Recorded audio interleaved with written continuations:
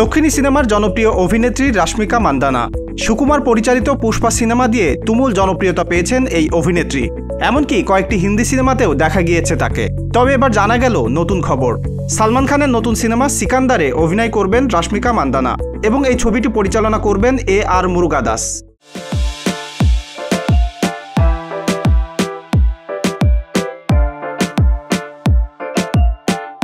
চলতি বছরই সিকান্দার সিনেমার ঘোষণা দেওয়া হয় এবং তখন জানানো হয় আগামী বছরের পবিত্র ঈদ উল ফিতরে মুক্তি পাবে এই সিনেমাটি, যেখানে সিকান্দার চরিত্রে দেখা যাবে বলিউডের ভাইজান খ্যাত সালমান খানকে এবং এই ছবিটির পরিচালনার দায়িত্ব দেওয়া হয়েছে আমির খানের সুপারহিট গজিনির পরিচালক AR মুরুগাদাসকে।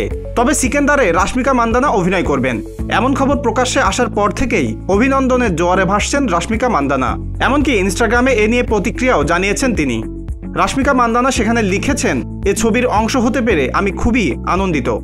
গুড বাই সিনেমা দিয়ে বলিউডে পা রাখেন রাশ্মিকা মান্দানা।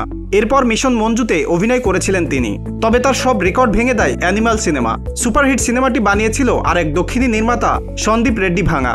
সিকান্দার ছাড়াও তাকে দেখা যাবে ছাবা ছবিতে, যেখানে অভিনয় করেছেন ভিকি কৌশল।